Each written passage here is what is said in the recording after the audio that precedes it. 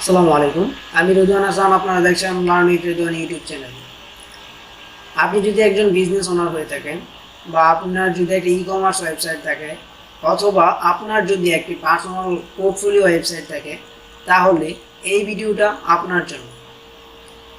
Basically আমাদের website অনেক ক্ষেত্রে, যেহেতু আমাদের ওয়েবসাইটটি অনলাইন সার্ভারে থাকে, সেক্ষেত্রে অনেক সময় বিভিন্ন ইস্যুতে আমাদের ওয়েবসাইটটা মিসম্যাচ হয়ে যেতে পারে, অথবা হ্যাক হতে পারে, অথবা ভাইরাসের অ্যাটাকের কারণে এই ওয়েবসাইটটা ভেঙে যেতে পারে, অথবা আমাদের পিসি ক্র্যাশ করলে আমাদের ওয়েবসাইটটা নষ্ট হয়ে যেতে পারে। সেক্ষেত্রে আমাদের অবশ্যই ব্যাকআপ থাকাটা জরুরি। যদি আমাদের ওয়েবসাইটের ব্যাকআপটা না থাকে, তাহলে যদি আমাদের ওয়েবসাইটটা ভেঙে যায়, আমরা সেই ব্যাকআপটা না পেলে আমাদের অনেক ইম্পর্টেন্ট ডকুমেন্ট থাকবে, বা আমাদের ওয়েবসাইটে যেহেতু ই কমার্স ওয়েবসাইটে যেহেতু টাকা পয়সার ব্যাপার আছে, সেক্ষেত্রে আপনাদের আর্থিক ক্ষতিগ্রস্ত হতে পারেন। তাই জন্য আপনার এই ক্ষতি থেকে, মানে এই রিস্ক থেকে যদি বাঁচতে চান, তাহলে অবশ্যই আপনার ওয়েবসাইটের ব্যাকআপটা থাকা জরুরি।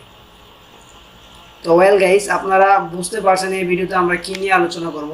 আমরা এই ভিডিওতে দেখব কীভাবে cPanel থেকে আমাদের ওয়ার্ডপ্রেস ওয়েবসাইটের ব্যাকআপটা নেওয়া যায়, এবং সেই ব্যাকআপটা কীভাবে আমরা সেভ করে রাখতে পারি আপনার গুগল ড্রাইভে বা আপনার পিসিতে লোকাল ড্রাইভে।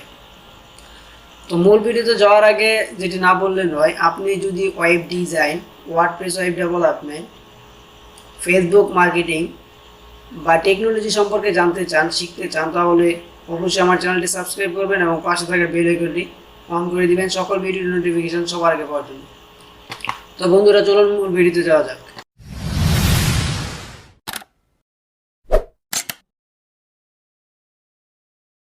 তো প্রথমত আমি আমার যে ওয়েবসাইটটা আছে, তো আমার এই ওয়েবসাইটটাই আমি মূলত ব্যাকআপ নিতে চাচ্ছি। তো যে কারণে আমাকে cPanel চলে যেতে হবে। আমি জাস্ট এখান থেকে cPanel চলে যাচ্ছি।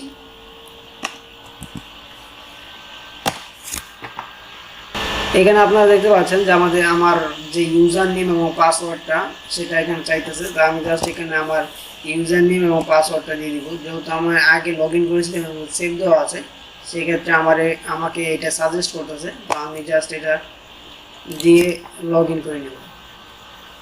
তো এইখানে লগ ইন হওয়ার পর আমাদের cPanel রিডিরেক্ট করেছে। তো এইখানে আমি জাস্ট উপরে একটা সার্চ বার দেখতে পাচ্ছি। তো উপরে এই সার্চ বারে আমি জাস্ট এখানে লিখব যে ব্যাকআপ।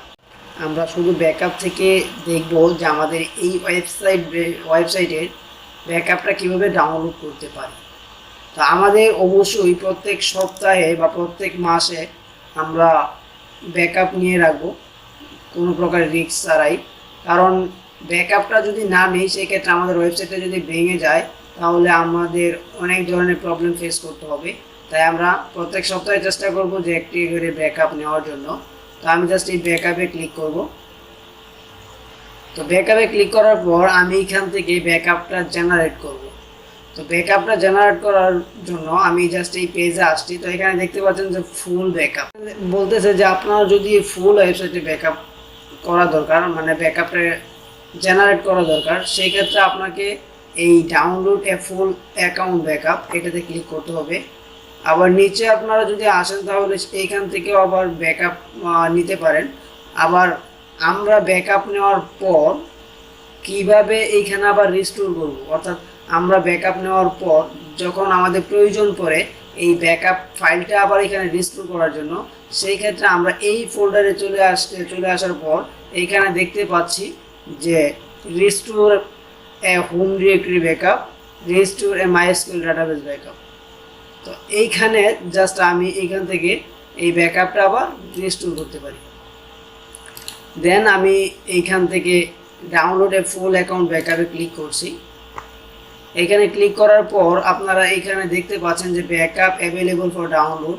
আমি আগে একটা ব্যাকআপ নিয়েছিলাম, যেটা এখানে দেখতে পাচ্ছেন যে আগে আমার একটা ব্যাকআপ নেওয়া আছে। তো আমি চাচ্ছি যে এই উইকে আরেকটা ব্যাকআপ নেওয়ার জন্য।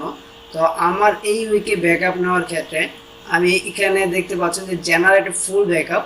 তো জেনারেট ফুল ব্যাকআপে হোম ডিরেক্টরি দেওয়া আছে এখানে। তো আমি জাস্ট হোম ডিরেক্টরিটাই রাখছি, আমার হোম ডিরেক্টরিটাই দরকার। অ্যান্ড আপনারা এখানে দেখতে পাচ্ছেন যে ইমেল অ্যাড্রেস। তো আপনারা আপনাদের যে পার্সোনাল ইমেল অ্যাড্রেসটা আছে সেটা অবশ্যই দিয়ে দিবেন। এটা দেওয়ার কারণ হচ্ছে এই ব্যাকআপটা নিতে কিছুক্ষণ সময় লাগে। তো সেই সময় অতিবাহিত হওয়ার পর অর্থাৎ ব্যাকআপটা কমপ্লিট হওয়ার পর আপনার এই ইমেলে একটা অ্যালার্ট তারা দিয়ে দিবে। এখানে দেখতে পাচ্ছেন do not send email notification off backup complete. এখানে বলতেছে যে ব্যাকআপ কমপ্লিট হওয়ার আগে আমাকে মেল করবে না। তো আমি জাস্ট এটাকে ক্লিক করে দিলাম। এটাতে ক্লিক করে দেওয়ার পর আমি জাস্ট এখানে জেনারেট, আমাদের যে ব্যাকআপটা জেনারেট করতেছি এই জেনারেট ব্যাকআপে ক্লিক করে দেব। তো জেনারেট ব্যাকআপে ক্লিক করে দেওয়ার পর দেখতে পাচ্ছেন যে ফুল ব্যাকআপ ইন প্রোগ্রেস।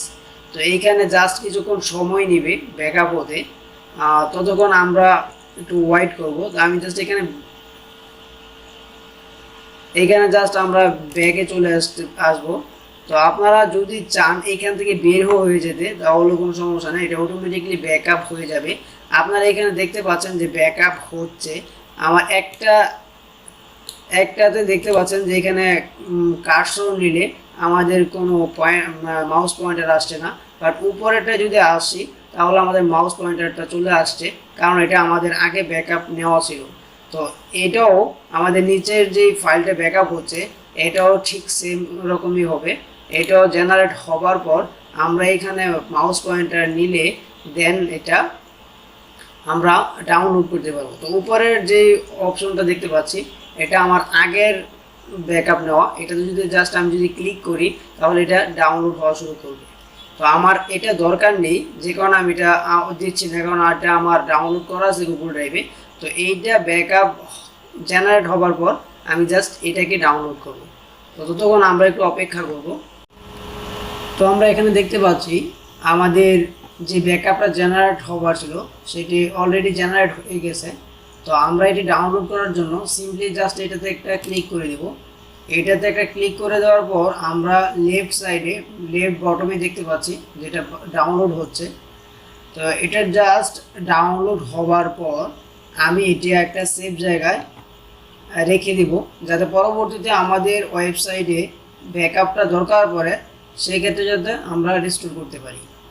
তো এইটা রিস্টোর করার জন্য আমাদের যেটা করতে হবে, আমরা জাস্ট এখানে চলে আসব।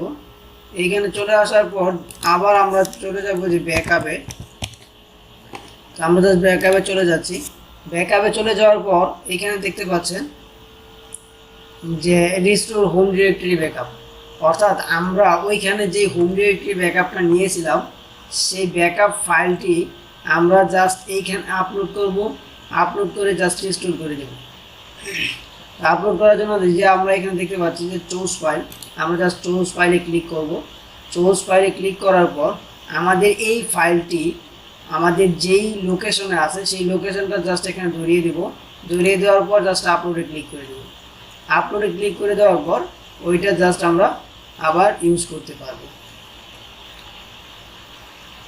তো তারপর আমরা যেটি একটি গুরুত্বপূর্ণ ব্যাপারটি দেখব সেটি হচ্ছে আমরা এখান থেকে চলে যাব আমাদের ফাইল ম্যানেজারে। আমি জাস্ট এখানে লিখছি যে ফাইল। তো এখানে দেখতে পাচ্ছেন যে ফাইল ম্যানেজার চলে আসছে। তো আমি ফাইল ম্যানেজারে ক্লিক করব। তো ফাইল ম্যানেজারে ক্লিক করার পর আমরা যদি নিচে স্ক্রল ডাউন করে আসি তাহলে দেখতে পাবো যে আমাদের দুইটা ফাইল জেনারেট করা আছে। তো এই দুইটা ফাইল আমাদের এইখানে রাখার কোনো প্রয়োজন নেই। যদি আমরা এইখানে রাখতে চাই তাহলে আমাদের এই ওয়েবসাইটটার মধ্যে একটা লোড পড়বে, অর্থাৎ আমাদের এই 10 জিবি 5 জিবি হোস্টিংয়ের প্যানেলে বা যে স্টোরেজটা আছে এই স্টোরেজের মধ্যে যদি আমরা এই প্রত্যেকটা ব্যাকআপ রাখি তাহলে সেই ক্ষেত্রে আমাদের এই ওয়েবসাইটটা রান করতে সমস্যা হতে পারে। যে কারণে আমরা এইখান থেকে ফাইলটা আমরা ডিলিট করে দেব। কারণ আমাদের যে ফাইলটি সেটি আমরা অলরেডি আমাদের লোকাল যে ডিস্কগুলো আছে লোকাল ডিস্কে বা গুগল ড্রাইভে রেখে দিয়েছি, সেক্ষেত্রে আমাদের এইখানে না থাকলেও চলবে। তো জাস্ট আমি কন্ট্রোলে প্রেস করে দেন আমি মাউসের লেফট বাটন ধরে এই দুটো জাস্ট সিলেক্ট করে দিলাম। সিলেক্ট করে দেওয়ার পর উপরে দেখতে পাচ্ছেন যে ডিলিট অপশন, জাস্ট আর সিম্পলি আপনারা এখান থেকে ডিলিট করে দিতে পারবেন। জাস্ট এখানে ডিলিট করে কনফার্মে ক্লিক করলে এটা ডিলিট হয়ে যাবে।